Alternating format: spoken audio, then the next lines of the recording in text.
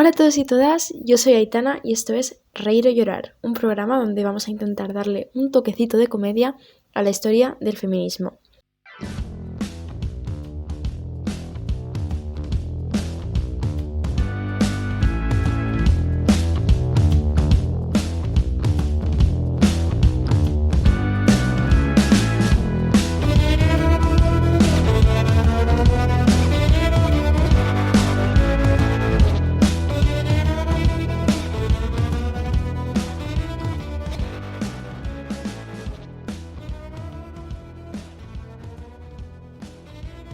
Fue por esa época cuando Charlotte rechazó la primera propuesta de matrimonio que recibe, horrorizada, que viene por parte del reverendo Henry Nassy, hermano de su amiguísima Ellen, porque su verdadero amor todavía estaba por llegar. En 1842, con la idea de mejorar su francés, Charlotte y Emily, parten a Bruselas, concretamente a la escuela de Monsieur y Madame Escher. Madame Escher, segunda esposa de Monsieur Escher, era la directora del internado, donde él solo impartía las clases superiores de francés. Fue así como Charlotte lo conoció. Pronto empezó a mostrar lo fascinada que estaba por él y por sus clases y sus discursos y vaya, que la amiga empezó a ver la vie en rose y ya sabemos el porqué. En cambio a Emily la tenían todos hasta el moño. Era buena estudiante, pero ella solo quería que se dejaran de tonterías y que le dejaran de una vez volver a su casa, a su hogar, a su escritura y a sus cosas. Cuando se acabaron los 6 meses que duraban sus matrículas, Charlotte la convenció, nadie sabe muy bien cómo, para que accediera a la propuesta de la directora, que podían quedarse algún tiempo más si una daba inglés y la otra música. No sé si seréis capaces de adivinar quién enseñaba qué. En octubre de ese mismo año murió su tía, la hermana de María Branwell, la madre, y Emily aprovechó entonces para volverse a casa cuanto antes. En cambio, Charlotte decide quedarse, y no precisamente porque disfrute de la enseñanza, sino porque está perdidamente enamorada de su profesor.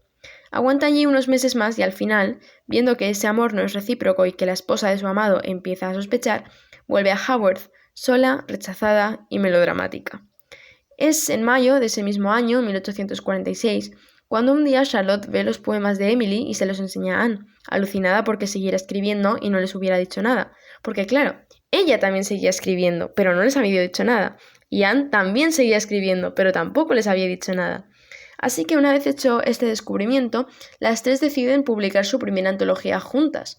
Para hacerlo, inventan 3 seudónimos masculinos y simulan ser 3 hermanos. Charlotte es Currer, Emily es Ellis y Anne es Acton, con Bells de apellido, los hermanos Bells. Este libro, pese a que obtiene buenas críticas, solo vende 3 ejemplares. O sea, 3 ejemplares. ¿Eran conscientes estas personas de quién había escrito el libro? Hombre, pues digo yo que no, porque es que si no, sí que se lo hubieran comprado, digo yo.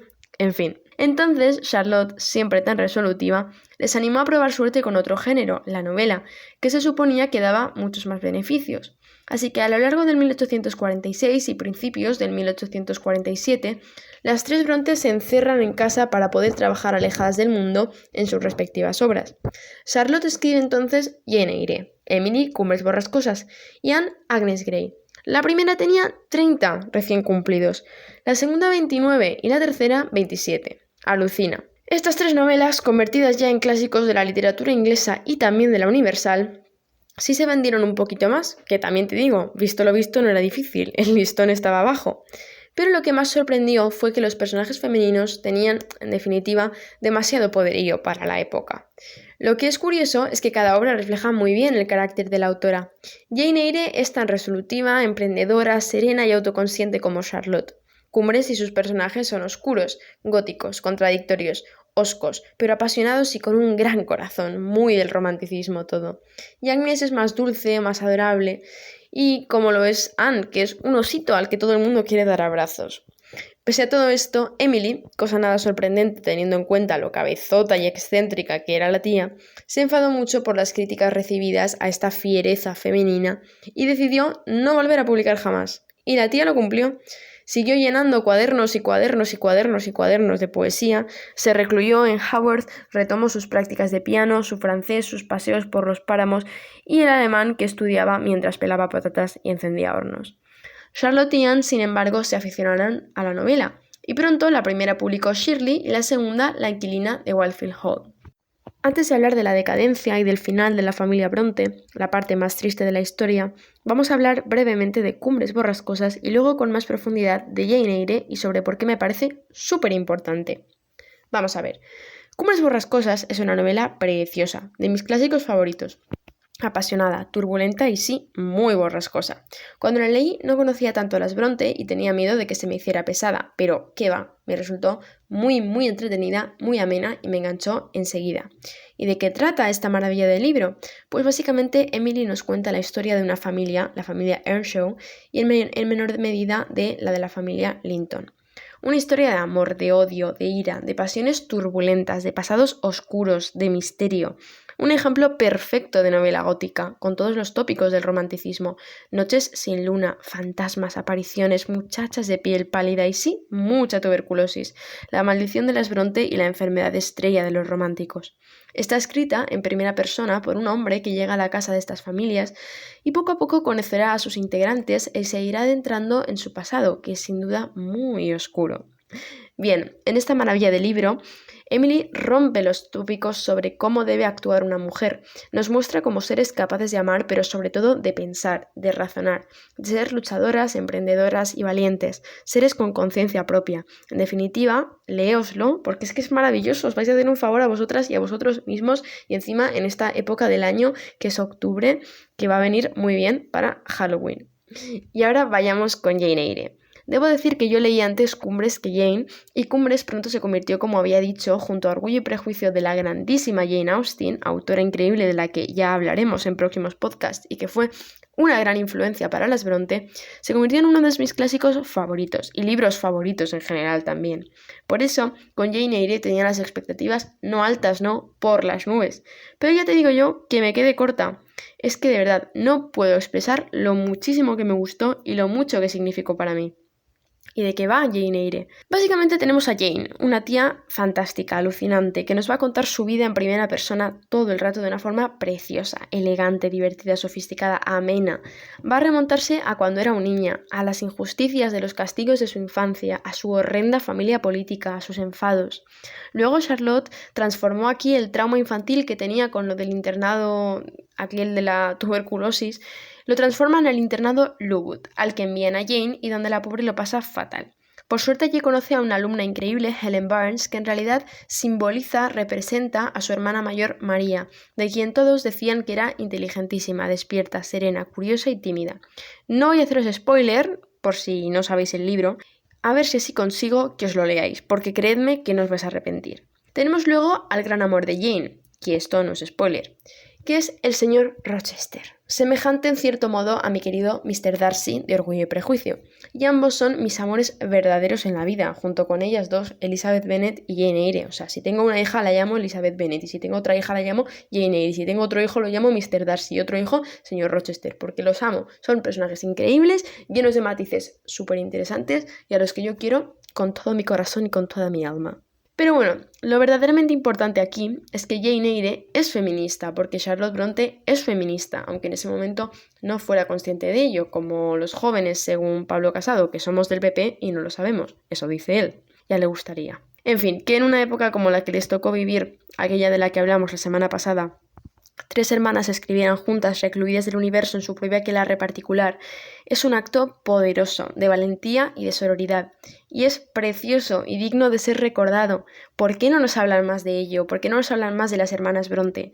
¿Por qué, por citar un ejemplo más cercano, cuando nos hablan de Rafael Alberti no nos hablan de su mujer? ¿Por qué cuando nos hablan de Shakespeare no nos hablan de su hermana? ¿Por qué no nos hablan más de Mary Shelley, pero sobre todo de su madre, Mary Wollstonecraft? ¿Por qué, llevándomelo a otras disciplinas artísticas, cuando nos hablan de Mozart no nos hablan de su hermana Anna Earl? ¿Por qué no nos hablan de Clara Wieck, una compositora, pianista y mujer increíble, en vez de Clara Schumann, la esposa durante solo unos años de su vida de Schumann, famosísimo gracias a ella, que tuvo que dejarlo todo por él? ¿Por qué no nos hablan de Clara Peters? ¿Por qué no nos hablan de Sofonis Vanguisola? ¿Por qué no nos hablan de Artemisia Gentileschi sin hablar de la violación? ¿Por qué no nos hablan de Frida sin Diego? Pues muy fácil, chicas, porque no quieren que existamos, porque no quieren reconocer que podemos ser tan buenas como ellos en todo, en cualquier disciplina, artística o no, que no hay nada que les haga ser mejores por naturaleza, porque no quieren que se sepa que las mujeres artistas existen y han existido siempre. Y ahora, después de este momento reivindicativo en el que me he venido arriba, hablemos de lo más triste de todo, el final de la familia Bronte. En 1848, con la salud perjudicada tras tanto opio y tanto alcohol, una tuberculosis diagnosticada muy tarde acabó con Patrick Bronte Branwell. Cuentan que la pérdida afectó demasiado a la siempre inflexible Emily, que en los últimos años había cuidado de su hermano con devota obsesión. Poco después del funeral, la salud de Emily empezó a deteriorarse cada vez más y más y más. Ese mismo diciembre, de nuevo la tuberculosis llegó a la familia Bronte, en este caso al cuerpo de Emily, para no abandonarlo jamás, pero ella, siempre estoica, aguantó y aguantó y aguantó, y no consistió en que se llamara a un médico hasta 2 horas antes de su muerte, que fue con tan solo 30 años. Por si fuera poco, 5 meses más tarde, solo 5 meses más tarde, en la primavera del 1849, esta misma enfermedad maldita atacó a la dulce Anne, que murió con 29 años. Charlotte sobrevivió a todas sus hermanas, y para intentar rehacerse de tantas pérdidas juntas hizo 2 cosas. Primero, publicar su tercera novela, Villette, y segundo, casarse en 1854 con Arthur Bell Nichols, el cuarto hombre que le había propuesto matrimonio a lo largo de su vida y coadjutor de su padre. Pero no fue feliz. Hay cartas a sus 2 mejores amigas en las que les confiesa que odia la vida de casada. Un año más tarde, estando embarazada, enferma otra vez de la maldita tuberculosis y muere sin llegar a dar a luz de la misma forma que absolutamente todas sus hermanas. Es curioso que finalmente fue el padre, aquel irlandés inteligente de origen humilde, Patrick Bronte, el que sobrevivió a su mujer, a su cuñada, a su hijo y a sus 5 hijas. Murió 6 años después de Charlotte, a los 84 años, todo un viejo para la época, de un derrame cerebral. Hoy en día, Howard es un lugar de peregrinaje para todas las intensitas como yo a las que nos gusta el drama y la tuberculosis. Yo todavía no he tenido el honor o la suerte divina de poder ir, así que supongo que no he completado todavía el ciclo sin fin que lo envuelve todo. Bueno, stop referencias al Rey León. Va, pongámonos serias. El caso es que de las Bronte no se cuentan ya más que leyendas. Que si declamaban poesías solas por ahí en voz alta, que si estaban locas, que si eran brujas de los páramos. Por cierto, ya os contaré algún día mi trauma infantil con el tema de los páramos, que seguro que a Freud le parecería súper interesante. Pero mira, yo lo que creo es que simplemente, sencillamente, eran 5 mujeres extraordinarias que tuvieron la desgracia de morir jovencísimas todas ellas. Unas más que otras, pero ninguna pasando de los 40.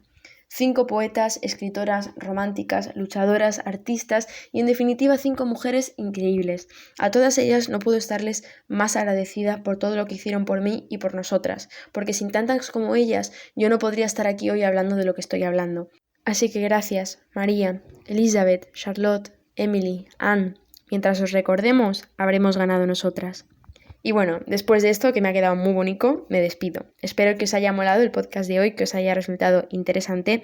Y bueno, que os leáis Jane Eyre, Cumbres, Agnes Grey y cualquier libro de las Bronte me vale, que son la recomendación literaria del día, como no podía ser de otra manera, siendo ellas el tema que hemos tratado hoy.